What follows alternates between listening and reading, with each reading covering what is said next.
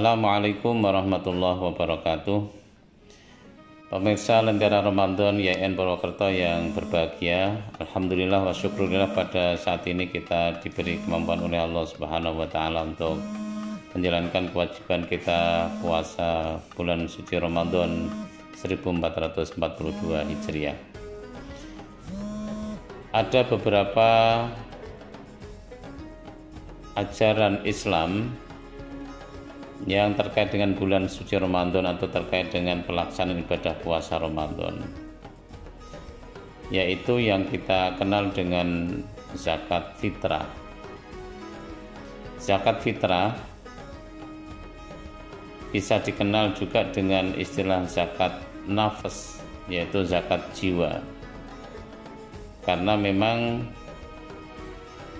ukurannya adalah dihitung setiap jiwa manusia yang hidup, yang menjumpai akhir bulan Ramadan.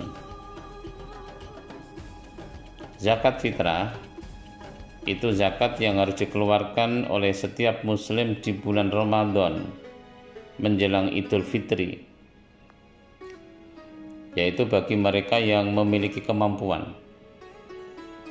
Bagi orang-orang muslim yang tidak memiliki kemampuan untuk membayar zakat fitrah atau zakat jiwa, maka mereka justru tidak wajib tetapi malah berhak untuk menerima zakat fitrah. Pemirsa yang budiman,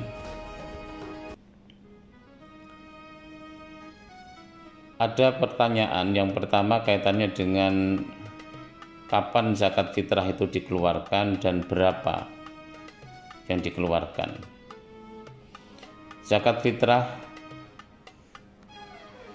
dikeluarkan pada akhir bulan Ramadan, terutama yaitu di malam Lebaran sampai sebelum sholat Id itu dilaksanakan. Secara ketentuan umumnya seperti itu, tetapi karena proses pelaksanaan zakat fitrah itu dilaksanakan oleh sebuah komunitas atau kelompok panitia, maka panitia itu membutuhkan waktu untuk mempersiapkan segala sesuatunya, dimulai dari pengumpulan zakat sampai distribusi zakat. Oleh karena itulah di dalam fikih juga kemudian direspon, bahkan menurut mazhab Syafi'i seseorang boleh membayar zakat fitrah itu sejak awal bulan suci Ramadan, karena memang kewajiban zakat fitrah ini dikaitkan dengan pelaksanaan ibadah puasa Ramadan. Kemudian bagi pendapat mazhab Maliki itu kewajiban pembayaran zakat fitrah itu bisa dilaksanakan beberapa hari sebelum akhir bulan Ramadan.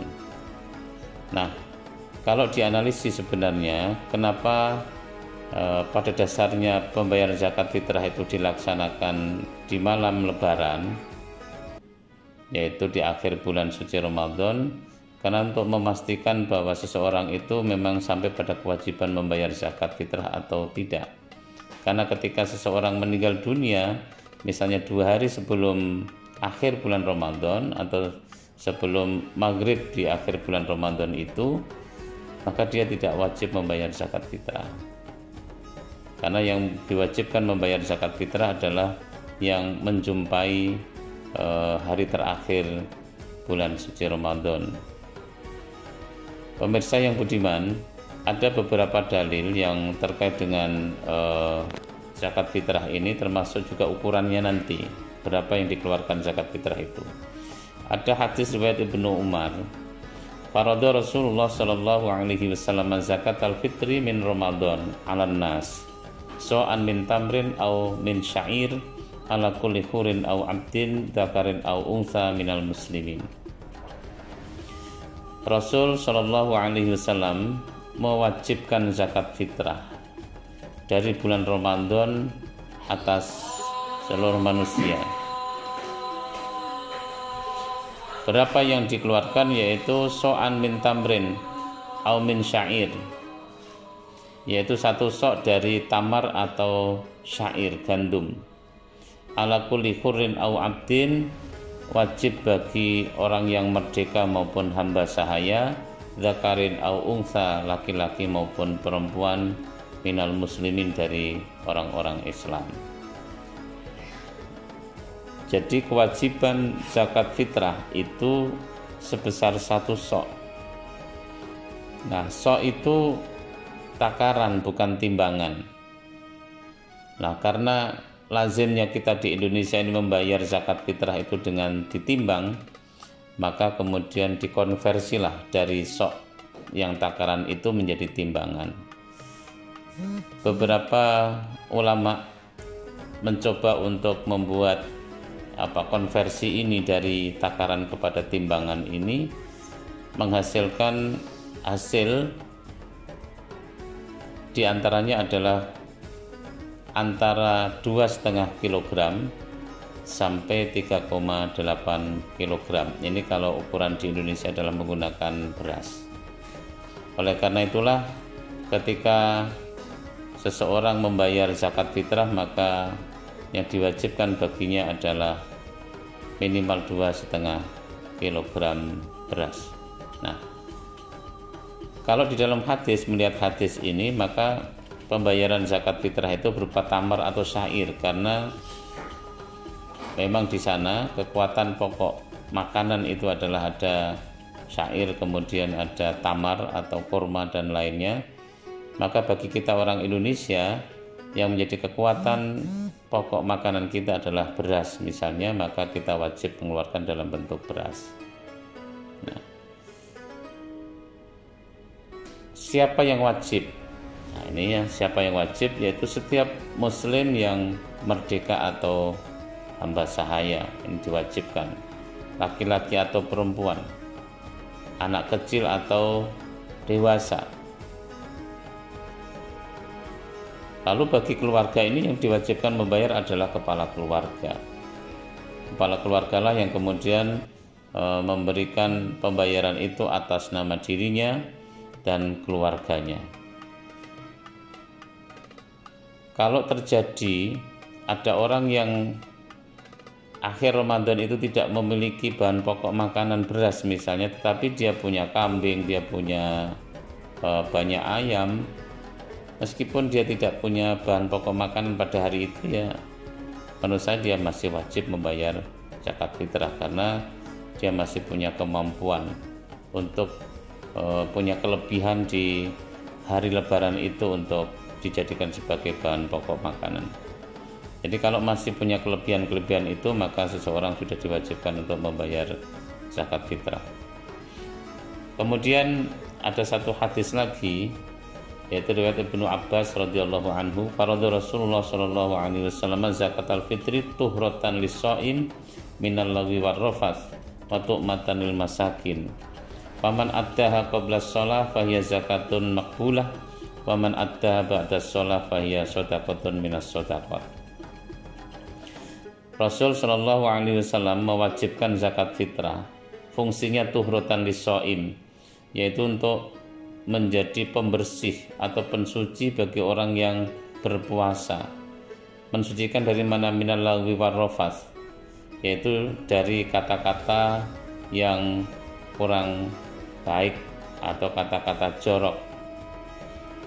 Karena kita menyadari bahwa orang yang berpuasa ini kadang-kadang juga lepas kontrol, kemudian melakukan ghibah, melakukan hal-hal yang merusak pahala puasa. Zakat fitrah fungsinya adalah untuk membersihkan itu semua. Itu tuhratan lis-shaim minal lagwi war-rafath. Fungsi yang kedua, wa tu'matan lil masakin, yaitu memberikan makan kepada orang-orang miskin yang membutuhkan. Jadi zakat fitrah ini memiliki dua fungsi. Kembali kepada muzaki sendiri adalah sebagai pembersih pelaksanaan puasanya itu, supaya noda-noda yang ngotori pahala puasa itu bisa hilang. Kemudian waktu mantan masakin, fungsi kedua adalah untuk memberikan makan kepada masakin, harapannya adalah pada hari Lebaran itu tidak ada satupun fuqara dan masakin yang tidak kuat makan. Jangan sampai ada fuqara masakin dari muslimin itu kemudian yang meminta-minta pada hari Lebaran. Kasihan mereka. Karena itulah Islam sangat memperhatikan terkait dengan kehidupan sosial bagi fuqara masakin ini. Di hari Lebaran tidak boleh ada yang meminta-minta. Kemudian ada ketentuan berikutnya, faman addaha qabla shalah fahiya zakatun maqbulah.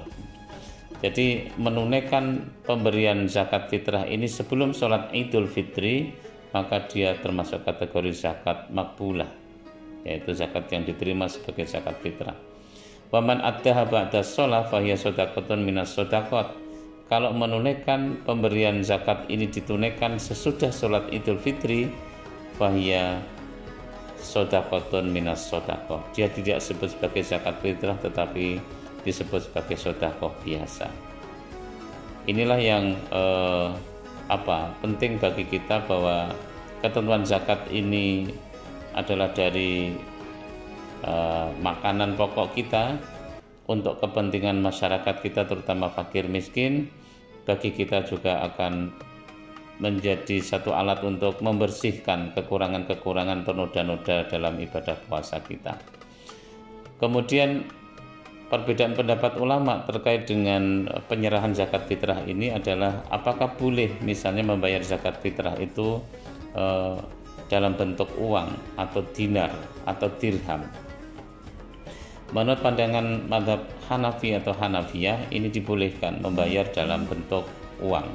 Tetapi jumhur ulama menyepakati bahwa pembayaran zakat fitrah itu adalah dalam bentuk bahan pokok kekuatan makan, karena mendasarkan pada hadis Ibnu Umar atau Ibnu Abbas tadi, bahwa itu so'an min tamrin atau min syair itu.